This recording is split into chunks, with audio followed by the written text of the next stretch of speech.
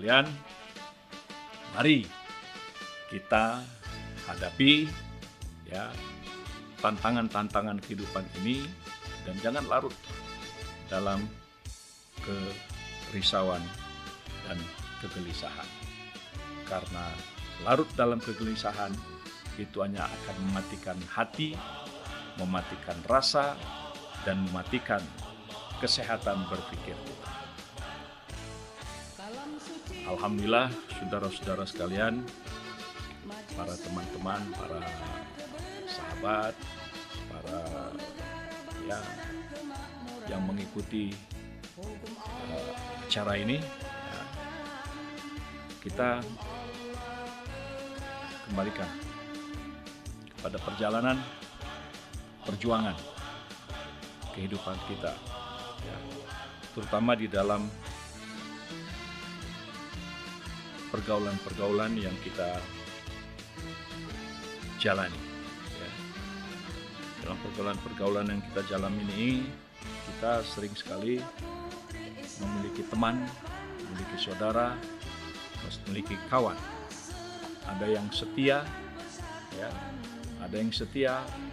ada yang loyal, atau ada yang pragmatis, yang melihat situasi dan kondisi. Ada juga teman-teman sahabat kita itu bukan tidak mungkin, dia hanya orang yang mencari kesempatan. Manakala kita lemah, dia kemudian meninggalkan kita. Nah, jadi saudara-saudara sekalian, menghadapi sahabat-sahabat, teman-teman, kawan-kawan yang mungkin ada di antara 3 kategori itu, yang setia, yang loyal, kemudian ada yang pragmatis, dan ada yang khianat. Nah, sudah tentu di dalam menghadapi itu semua, tidak ada tempat berlindung, tidak ada tempat berlindung yang paling tepat, terkecuali kita selalu mengatakan dengan doa, na'udzu bikalimatillahi tammati min syarri ma khalaq. A'udzu bikalimatillahi tammati min syarri ma khalaq. Aku berlindung, kami berlindung dengan kalimat-kalimat Allah dari semua syar para makhluk yang ada di sekitar kita. Nah, tentu banyak yang banyak di antara kita yang tentu sudah dapat merasakan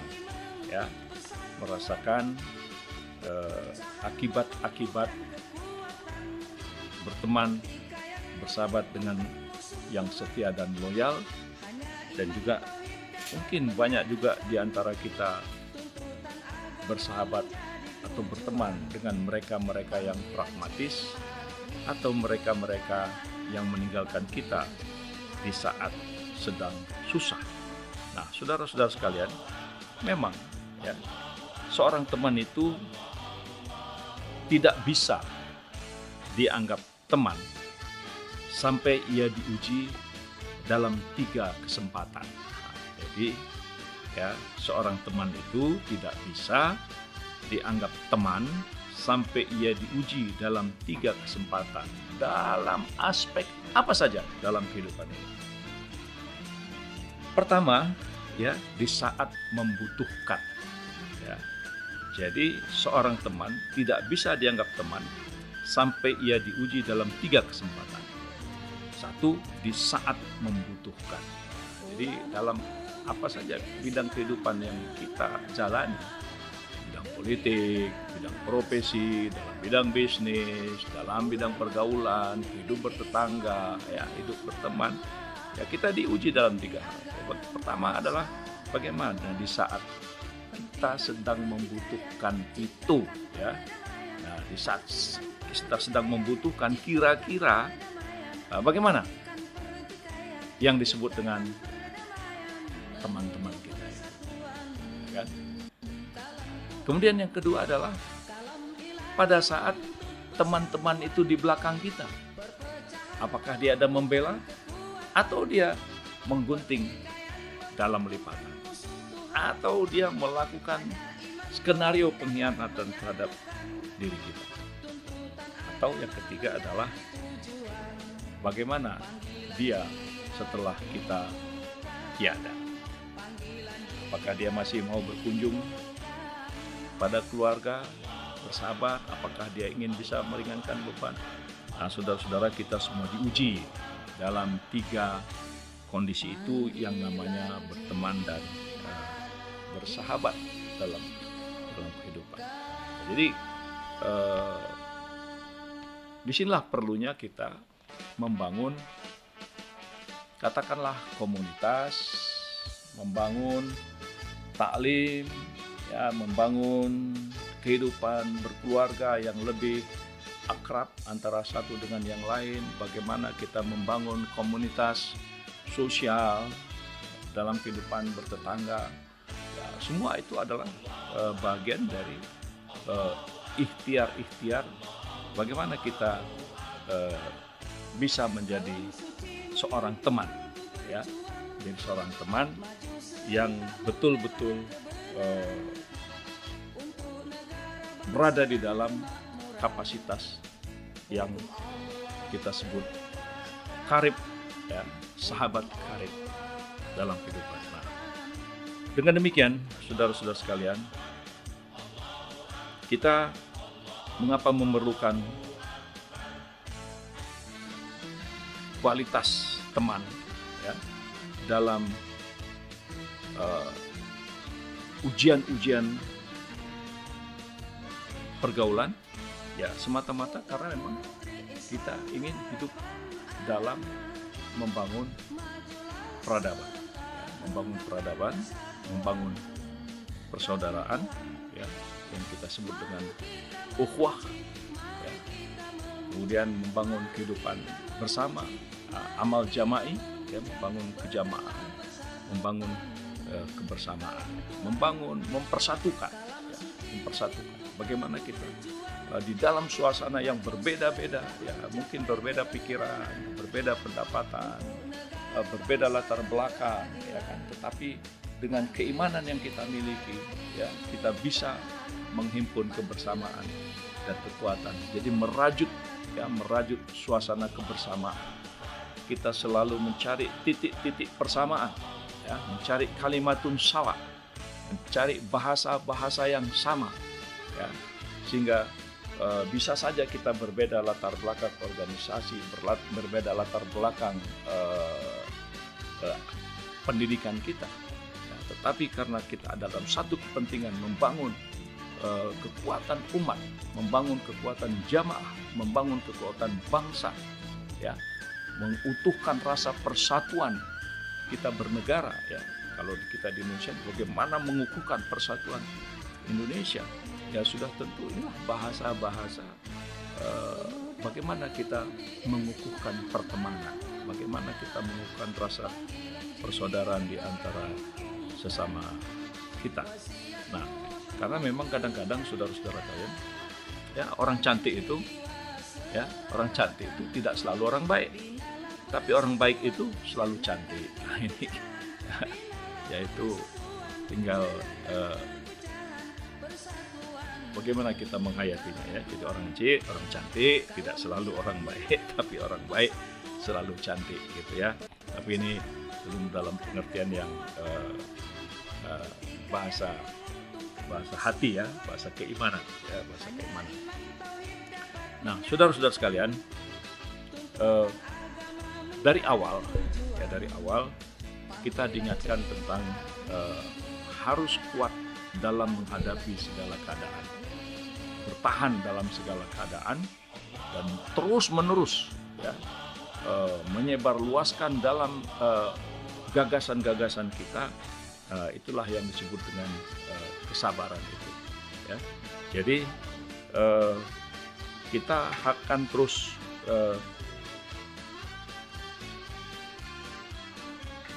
menjadikan kesabaran itu sebagai sebuah sikap hidup, ya, Jadi sabar itu bukan apatis ya, sabar itu bukan diam, sabar itu bukan tidak peduli, tapi sabar itu tidak mengenal lelah dan tidak pernah berhenti dan terus ya, terus melakukan ya dalam batas-batas peluang dan kesempatan yang dimilikinya. Kenapa?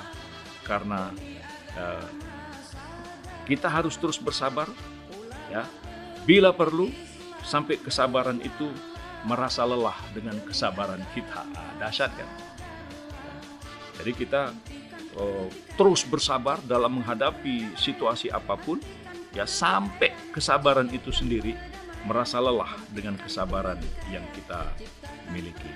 Nah, saudara, ini sebuah ungkapan yang sedemikian rupa karena memang kesabaran itu adalah orang yang dicintai oleh Allah Subhanahu wa taala, sehingga ada bahasa innallaha ma'a sobirin. Nah, jadi dalam menghadapi carut marut situasi apapun dalam kehidupan kita hari ini, jangan pernah bergeming ya, jangan pernah merasa lelah. Innallaha ma'a sobirin. Allah bersama orang yang sabar. Ya, semakin mereka itu angkuh, sombong, ya, sombong, angkuh, takabur, ya, overdosis kekuasaan dan sebagainya. Ya, kita hadapi semua itu dengan penuh kesabaran, dengan doa kepada Allah, dengan ibadah, sujud, bangun tengah malam berdoa. Apa yang rezeki kita punya kita sedekahkan kepada orang-orang yang lemah. Insya Allah, ya, Allah akan bersama orang-orang yang sabar itu. Innallaha ma'a sobirin. Jadi bagaimana kita bersabar sampai kesabaran itu pun merasa tak sabar lagi melihat kesabaran kita. Nah, dahsyat kan? Dahsyat itu.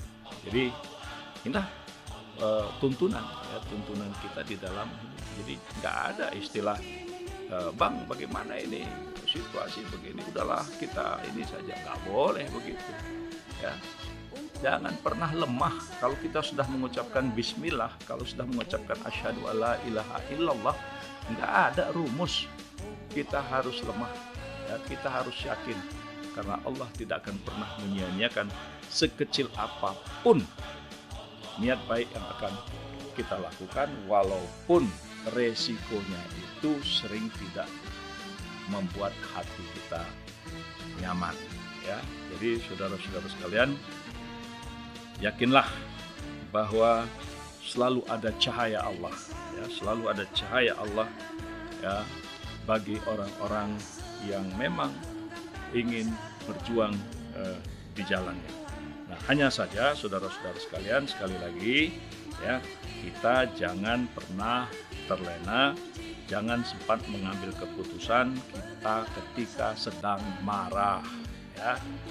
Jadi kita ambil keputusan itu dengan musyawarah.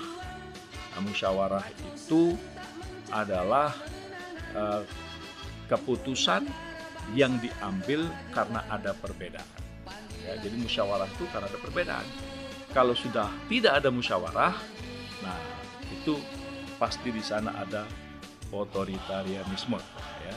Jadi dengan musyawarah, nah, dalam bahasa zaman sekarang itu namanya kita berdemokrasi, ya. Karena berdemokrasi itu memberikan kesempatan orang mengungkapkan perasaannya, untuk mengungkapkan keyakinan-keyakinannya dengan argumentasi-argumentasinya, dan kemudian kalau ada perbedaan-perbedaan kita cari titik-titik persamaannya, bukan dengan menggilas, bukan dengan menghabisi, ya. Bukan dengan cara-cara kotor ya, yang tidak sesuai dengan logika-logika kemanusiaan, tidak sesuai dengan logika-logika peradaban yang sudah dibangun. Jadi jangan pernah kita mengambil keputusan itu ketika sedang marah, dan juga saudara-saudara sekalian, jangan pernah membuat janji ya. Jangan pernah membuat janji ketika kita sedang senang. Nah, karena biasanya begitu ya, untuk menyenangkan dia orang, kadang-kadang kita bisa bikin janji-janji yang sedemikian rupa, walaupun pada akhirnya janji-janji itu sulit untuk bisa kita wujudkan. Akibatnya apa? Akibatnya kita akan menjadi pergunjingan, ya, menjadi pergunjingan sepanjang masa. Jadi dalam hal ini barangkali saya pun harus mengatakan minta maaf kalau misalnya pernah memberikan janji-janji kepada teman-teman, sahabat-sahabat, kawan-kawan yang kita pernah berkomunikasi. Jadi oleh karena itu saudara-saudara sekalian, kita mari kita perkuat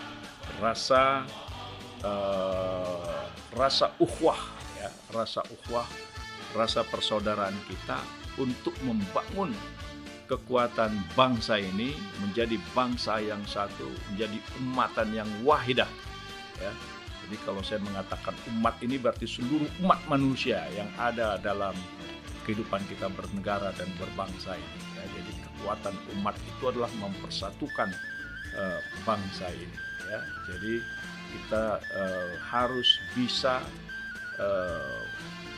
menyamakan, ya, derap niat tekad kita untuk menghadapi masa depan yang lebih kuat, yang lebih beradab, yang lebih berkemanusiaan, yang lebih berkeadilan, ya dengan spirit, ya, ridho dari Allah Subhanahu wa Ta'ala.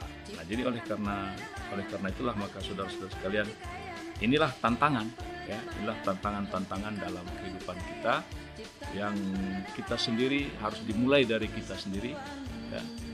Ibda binafsi, jadi harus selalu kita mulai dari diri kita, tapi kita juga harus menyadari bahwa kita ini berkewajiban, ya, untuk selalu menyebarluaskan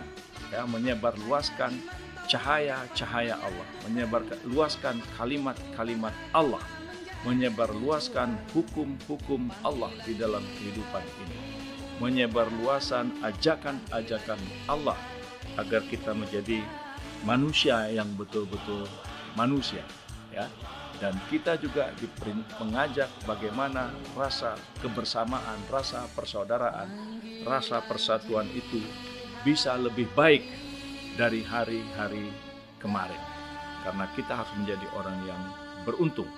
Jangan kita menjadi orang yang rugi, jangan kita menjadi orang yang aniaya, jangan kita menjadi orang yang rugi, kita harus menjadi orang yang beruntung.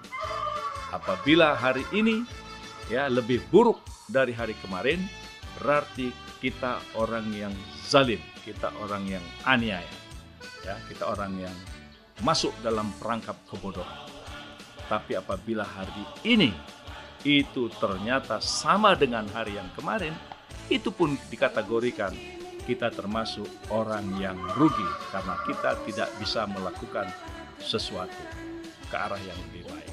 Jadi saudara-saudara sekalian, kita harus menjadi orang yang menang, orang yang sukses, orang yang unggul jika hari ini itu lebih baik dari hari kemarin. Apa standar kebaikannya? Standar kebaikannya adalah atiullah, atiur Rasul, ya, kita taat kepada Allah, taat kepada Rasul, dan kita memiliki pemimpin yang kuat, ya. Pemimpin yang kuat yang bisa menjaga akidah, menjaga cara berpikir sehat, menjaga kehidupan sosial yang betul-betul harmonis, ya, kemudian tidak membiarkan kebatilan itu tumbuh berserakan di mana-mana. Nah, jadi itu adalah tantangan kehidupan kita. Nah, yakinlah, ya, saudara-saudara sekalian. Jadi kalau kita ingin menguji semuanya itu, yakinlah ada sesuatu yang menantimu setelah banyak kesabaran yang kau jalani, yang akan membuatmu terpana hingga kau lupa betapa pedihnya rasa sakit. Nah, jadi saudara-saudara sekalian, kesabaran itu adalah betul-betul obat, ya. Ketika dia terwujud, maka semua kesakitan itu terlupakan, ya.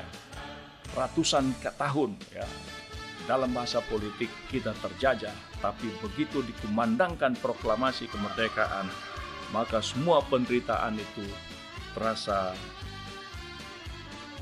hilang, lenyap, karena kita lulus dari kesabaran itu. Nah, jadi mudah-mudahan saudara-saudara sekalian kita mampu meningkatkan kualitas ketaatan kita kepada Allah dan Rasul-Nya, dan jangan sekali-kali kita mencoba-coba meninggalkan sunnah Nabi untuk kepentingan siapapun. Jadi saudara-saudara sekalian, saya ingatkan diri saya, teman-temanku semuanya, ya, jangan sekali-kali kita mencoba-coba meninggalkan sunnah Nabi untuk kepentingan siapapun.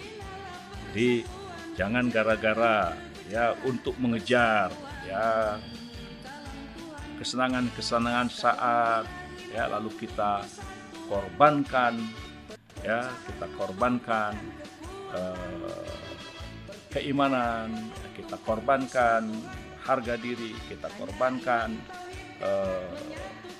bangsa ini, ya, karena biar bagaimanapun ya sunnah Nabi itu akan menjadi penuntun perjalanan kehidupan kita membangun peradaban ini, ya kan? Karena memang biar bagaimanapun kita selalu ingat innama bu'istu liutamima makarimal akhlak. Jadi Rasul itu diutus oleh Allah untuk memperbaiki akhlak kita semua. Ya, kita adalah makhluk yang lemah, yang pernah berbuat salah. Ya, kita adalah makhluk yang lemah, yang tidak luput dari kesalahan. Tetapi kita jangan larut dalam kesalahan. Begitu kita pernah berbuat salah, kita harus minta ampun kepada Allah, ya, bertobat kepada Allah, dan kemudian kita berinfak, bersedekah dengan amal-amal jariah, keilmuan, dan apa yang kita miliki dalam hidup ini. Nah, mudah-mudahan saudara-saudaraku sekalian, ya, apa yang disampaikan oleh Rasulullah SAW, apa yang dicontohkan oleh para sahabat-sahabat Nabi, apa yang menjadi kalam-kalam hikmah sahabat Rasulullah Ali bin Abi Thalib, atau bahasa-bahasa hikmah dari para ahlul ibadah, para aulia, para wali-wali Allah, para ustadz, para ulama, para dai, dan para habib. Ya, semuanya adalah dalam rangka itu untuk mengajak kita kembali menjalani kehidupan ini dengan sunnah Nabi Muhammad Rasulullah SAW. Demikianlah yang bisa saya hantarkan. Mudah-mudahan ya kita semua bisa saling ingat mengingatkan, bisa saling nasihat menasihati, agar supaya perjalanan kehidupan kita ini bisa lebih baik lagi terhadap diri kita, terhadap keluarga kita, terhadap masyarakat sekitar kita, dan juga insya Allah untuk negara dan bangsa kita ini yang diridhoi oleh Allah Subhanahu wa Ta'ala. Billahi taufik wal hidayah. Assalamualaikum warahmatullahi wabarakatuh.